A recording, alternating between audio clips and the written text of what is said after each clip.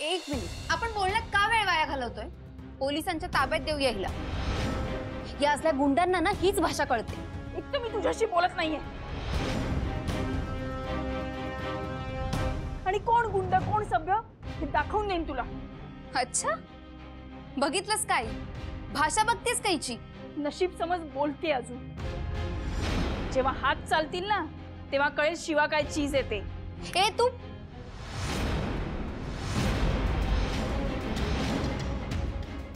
शिवा,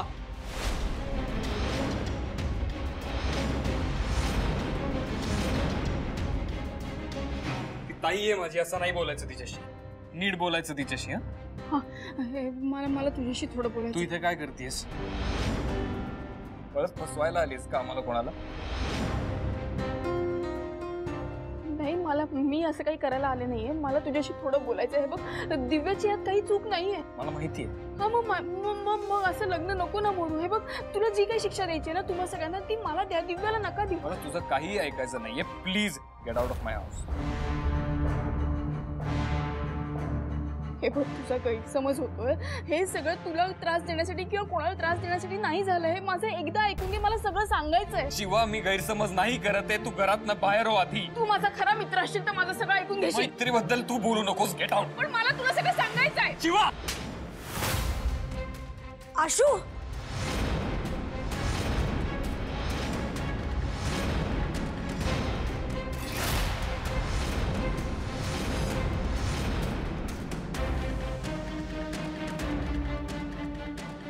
हे बघ शिवा, आत्ता इथे तुझं ऐकून घ्यायची कोणाचीच मनस्थिती नाहीये. So please leave.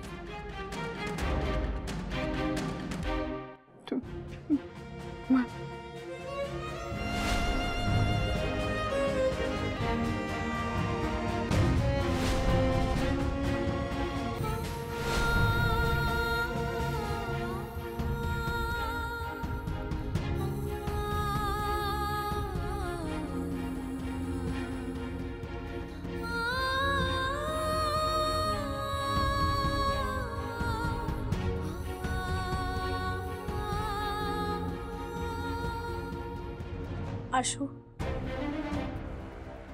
बाळा,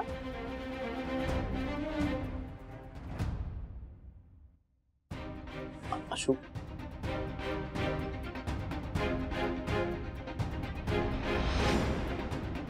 वाह, काय क्लायमॅक्स बघायला मिळाला. पैसा वसूल सिनेमा.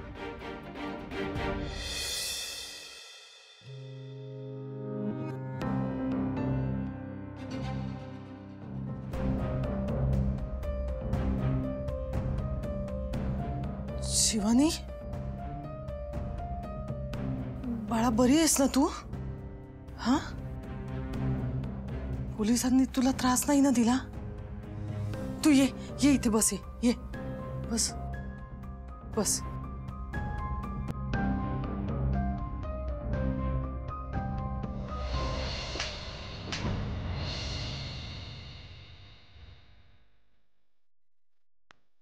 शिवानी,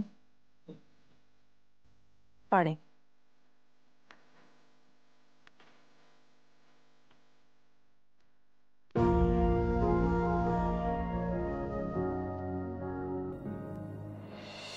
खूप त्रास दिला का पोलिसांनी?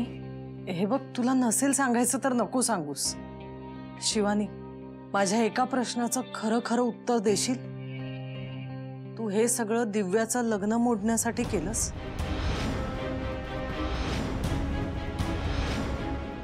शिवानी, मला उत्तर हवंय. आई, हे सगळं बाहेरच्या माणसांनी म्हटलं असतं ना किंवा त्यांनी माझ्यावर अविश्वास दाखवला असताना तरी चाललं असतं. मला काही वाटलं नसतं. पण तुला असा प्रश्न पडतोय,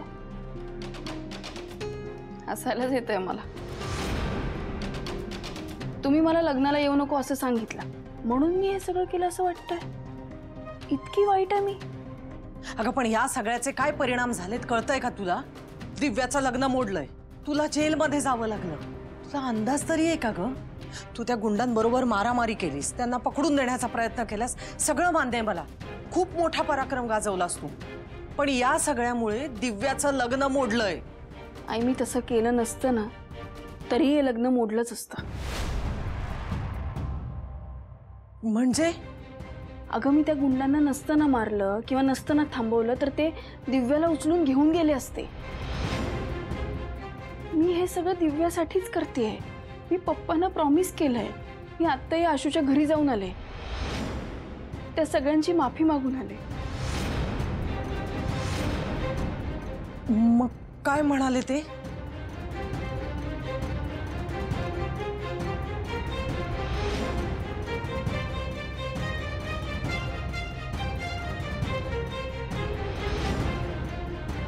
शिवानी, तुला कोणी सांगितलं होतं हे सगळं करायला?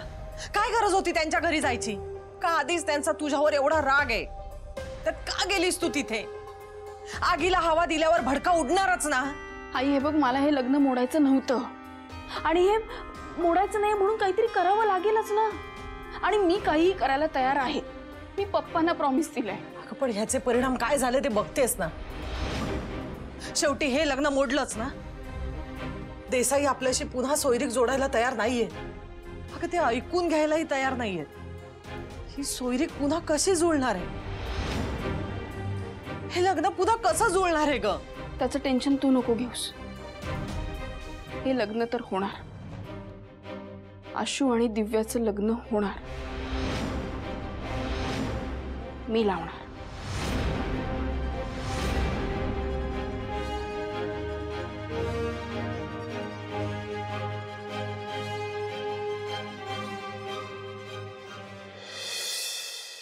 ए शिवा, हे एवढं सगळं घडलंय आणि आशू पण खूप रागात आहे. आणि हे एवढं सगळं घडल्यावर मांजा करेल का आपली मदत? तेच सांगून तर मला इथे बोलवलंय. बघू आता काय होतं. मला पण आलंय टेन्शन. आशू खूप चिडला असेल का आपल्यावर, आणि आपण पण खूप चिडायचो त्याच्यावर. त्यांनी हे सगळं लक्षात घेऊन आपल्यावर राग काढला तर? ए नाही नाही नाही, हे असं नाही करणार तो. आपण सगळे मिळून त्याची माफी मागू ना. हा, हो का? काल बघितलं ना, काल कोणाचंच ऐकत नव्हता तो. शिवा, चल आपण सीसीटीव्ही फुटेज पाहू शकतो. ऐक ना माझा. काय झालं? नाही बाई, थँक्यू. तू एवढं सगळं झाल्यावर पण एवढी मदत करतोयस आम्हाला, त्यासाठी. वेडी आहेस का? मुळात हे सगळं करून मी आशूची सुद्धा मदत करतो. त्यामुळे थँक्यू वगैरे नको बोलू. चल जाऊ. नाही पण हे सगळं झालं त्यासाठी. हे बघ शिवा, मी सगळ्या गोष्टी समजू शकतो. आपण तुझ्यात आणि आशूमध्ये जे काही आहे ना ते तुम्ही स्वतः बोलून घ्या. कसं आहे, मी यात पडलो तर तो माझ्यावर चिडेल. आणि मला वाटतं की आपण हे नंतर बोलूयात. तो मॅनेजर कसा तरी तयार झाला, आपण आधी फुटेज पाहूया. हा, चल चल ये. चल. चला, ये चल. या सर, ते जरा असं दाखवायला परमिशन आहे साहेब.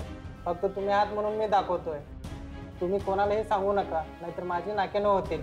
नाही नाही, आपलं बोलणं झालंय ना, मी नाही सांगणार कोणाला. प्लीज दाखवा.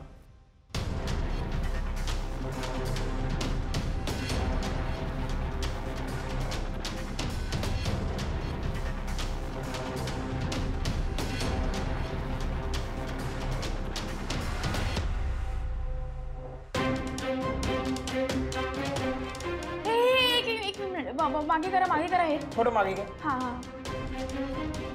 हा या माणसावर झूम करा.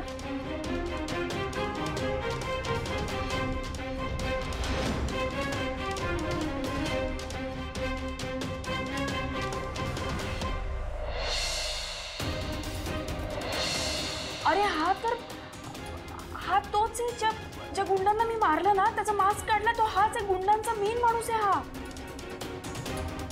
काय? हो तुला नीट आठवतंय ना? हो, मी खरंच सांगते, तोच माणूस आहे. तुम्हाला शोधायचं का? एक मिनिट.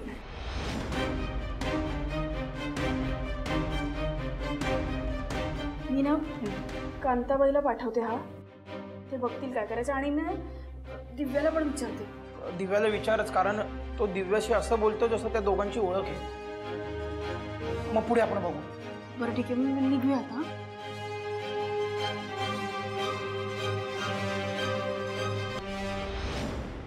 सीता, मला तुझ्याशी थोडं बोलायचं आहे.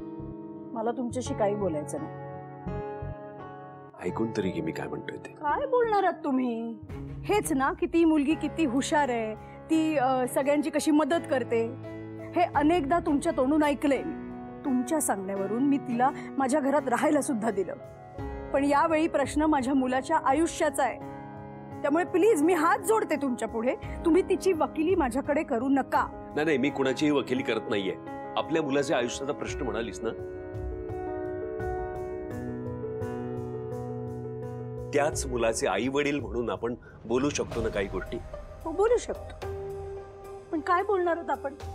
सीता, तू म्हटल्याप्रमाणे हा आपल्या मुलाच्या आयुष्याचा प्रश्न आहे. पण या प्रकरणात दिव्याची काहीही चूक नाहीये. का? कशी चूक नाहीये दिव्याची? ती आपल्याला सांगू शकली नसती? आपण तिच्याशी वाईट वागलो होतो का? सांगा. मग एक दिवस आपल्याला विश्वासात घेऊन ती सांगू शकली नसती का? शिवाला मी तिच्या घराच्या बाहेर पडताना बघितलं होतं. त्यावेळेला अशा मुलीशी माझी मैत्री सुद्धा होऊ शकत नाही असं म्हणाली होती ही दिव्या. मला ना ह्या घरातल्या कोणाशीही काहीही नातं जुळवायचं नाही. तुम्ही माझी समजूत काढू नका, खरंच सांगते. सीता, हे लग्न होणं आपल्या मुलाच्या दृष्टीने म्हणजे आशूसाठी हे खूप गरजेचं आहे. एक विचार कर, त्या दिव्याला जर तिच्या आईने शपथ घातली असेल तर ती कसं सांगणार कोणाला काही? तुम्ही त्यांची बाजू का घेताय? सीता, मी कुणाची बाजू घेत नाहीये. मी परिस्थितीचा विचार करतोय. म्हणजे मला सांग, आपल्या गुरुजींनी आपल्याला काय सांगितलं होतं? या 2 महिन्यात जर आशूचं लग्न झालं नाही तर ते कधीही होणार नाही. मग काय, कुठल्याही घरात त्याचं लग्न लावून देऊ का? आत्ता जे त्यांनी सगळे रागरंग दाखवलेत ना, ते बघितलेत तुम्ही. मी काय बोलतोय ते समजून तरी घे. मला त्या घरातल्या कुणाशीही काहीही नातं जोडायचं नाहीये. त्यांनी फसवलंय आपल्याला. काय बोलते सीता? काय फसवलं त्यांनी आपल्याला? अगं, आपण त्यांच्या घरी गेलो होतो, ते आपल्या घरी आले होते. आपण कितीतरी वेळा एकमेकांना भेटलो. तेव्हा वाटलं आपल्याला कधीतरी ते आपल्याला फसवतायत म्हणून. काय बोलताय तुम्ही? मान्य आहे मला, मान्य आहे त्यांनी ही गोष्ट आपल्यापासून लपवून ठेवली. पण सीता, त्यांनी आपल्याला फसवलं नाही.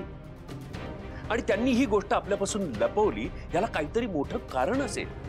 आपण ते समजून घेऊया आणि मगच आपण निर्णय घेऊया ना, बाकी काही नाही. बस बस झालं. मी आता दमलीये, झोपायचंय मला.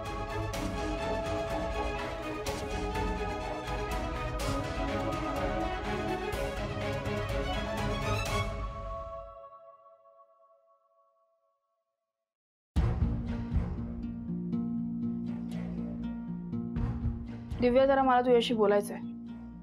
मला नाही बोलायचंय, तू जा इथून. मला कळतंय तुझं लग्न मोडलंय, पण हे गरजेचं आहे. काय बोलायचंय लवकर बोल, मला शांतता हवी. एक गोष्ट विचारायची आहे.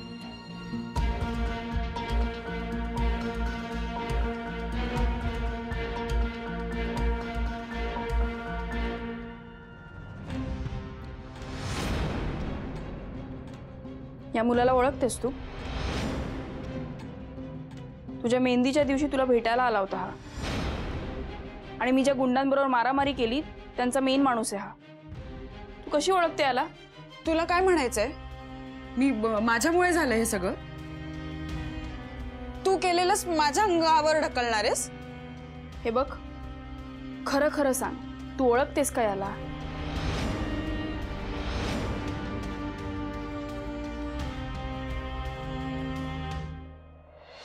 अरे देवा, ही तर खरं शोधूनच राहील असं वाटतंय आता. चंदन आणि माझा काय संबंध आहे हे जर शिवाला कळलं तर आई आणि बाईजी मला सोडणार नाही. नाही, असं करून नाही चालणार. काहीतरी खोटं बोलावं लागेल, नाहीतर ही शिवा काय गप्प बसणार नाही. मी काहीतरी विचारते तुला, सांगशील का? दिव्या. हो सांगते, थांब, चिडू नकोस. सांग.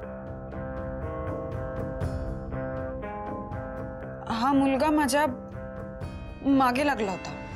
काय? हो, कॉलेजपासून मागे लागलेला माझ्या. मी त्याला खूपदा नकार दिला पण तो ऐकतच नव्हता. म्हणूनच तो तिथे आलेला काल. मी त्याला सांगितलं माझं लग्न होणार आहे, माझ्या होणाऱ्या नवऱ्यावर खूप प्रेम आहे, पण तो ऐकायलाच तयार नाही. आणि आता मला काय माहिती होतं त्यांनी हे सगळं प्लॅन केलं असेल. तू हे सगळं खरं खरं सांगते ना? हा, मग मी खोटं का बोलेन शिवा? आता काही उरलंय का माझ्याकडे खोटं बोलण्यासारखं? माझं लग्न पण मोडलंय आता. तुलाही काही बोलू शकत नाही. तू पण मला वाचवायलाच आलेलीस ना तिथे. हे सगळं होईल ह्याची कल्पनाच नव्हती ना मुळात तुला. कसं आहे ना शिवा, ज्याच्यासोबत घडतं ना त्यालाच कळतं. मला काय वाटतंय काय सांगू तुला आता.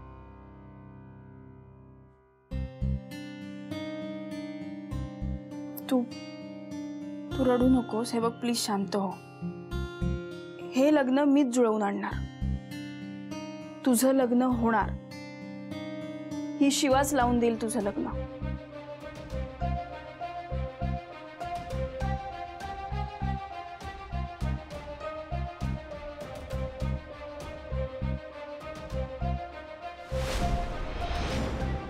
ही शिवा तर जाम फास्ट निघाली. थोडक्यात वाचले आज मी. हा चंदन ना मला एक दिवस लटकवूनच राहील. ए अरे तुम्हाला किती फोन केले, एक तरी फोन उचलायचा. हे बॅटरी भाई, तुला माहितीये का इथे किती राडे झालेत? काय झालं? आशू आणि दिव्या त्याचे लग्न ठरले. अरे ते मला माहिती आहे रे. अरे त्यांच्या लग्नाची तारीख काढली आणि तिच्या लग्नाच्या पत्रिका वाटायला शिवाला जावं लागलं. काय? आणि तुला माहिती आहे आशूने मोठा रिसॉर्ट बुक केला होता आणि त्यात शिवा मदतीला पाहिजे होती. मग काय, शिवा गेली मदतीला आणि मग काय आशू दाखवतोय ही मेहंदीची जागा, ही हळदीची जागा, ही विधीची जागा. हे सगळं बघून शिवाला भरून आलं रे. आणि शिवाने डायरेक्ट प्रपोज केला. काय? शिवाने प्रपोज केलं? मग आशू काय बोलला? काय बोलणार आशू? आशू काय बोलणार? त्याच्या आधी शिवा निघून गेली तिकडून. आणि तुला माहितीये का, मेहंदी झाली दिव्या ताईची. काय? मेहंदी झाली पण? हो, पण त्या दिवशी शिवा आणि त्या गुंडांची मोठी मारामारी झाली. मग काय, शिवा जेलमध्ये गेली होती. शिवा जेलमध्ये गेली आणि तू आत्ता मला सांगतोय?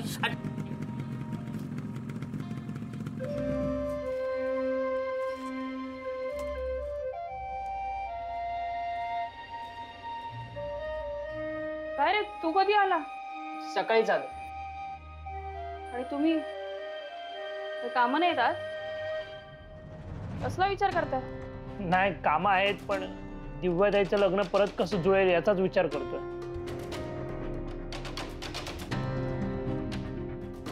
दिव्या त्या मुलाला ओळखते. म्हणजे दिव्याताईला हे सगळं म्हणजे त्या मुलाचं नाव चंदन आहे आणि तो तिच्या कॉलेजलाच होता आणि तो तिच्या मागे असं ती म्हणते. आणि तिने त्याला सगळं सांगण्याचा प्रयत्न केलाय की असं नको करू, माझं लग्न ठरलंय वगैरे वगैरे, पण त्याने जो गोंधळ घालायचा तो घातलाच.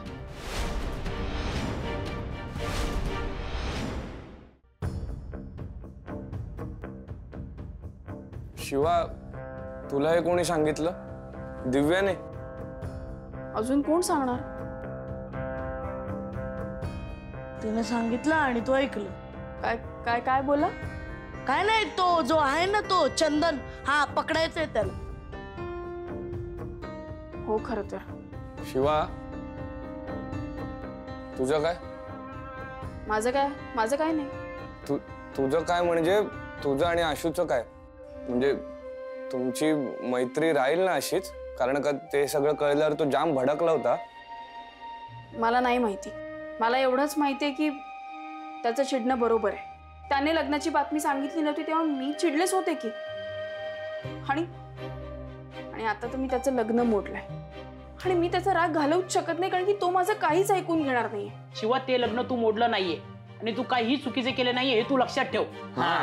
आणि तू त्यांना मदतच करायला गेली होती ना. हा, फक्त एक झालं की सगळ्यांना कळालं की तू त्याची सख्खी बहीण आहे आणि खरं तर इथं सगळं बिघडलं. हे सोडता तू काही चुकीचे केलेलं नाहीये. हे हे बघ, पूर्णपणे तसं नसेलही, पण मीही कारणीभूत आहे याला. माझ्यामुळे झालंय हे सगळं, आणि त्यामुळे आता हे लग्न आपल्याला जुळवायला लागेल. आधी ना ते चंदनचा पत्ता लागला पाहिजे.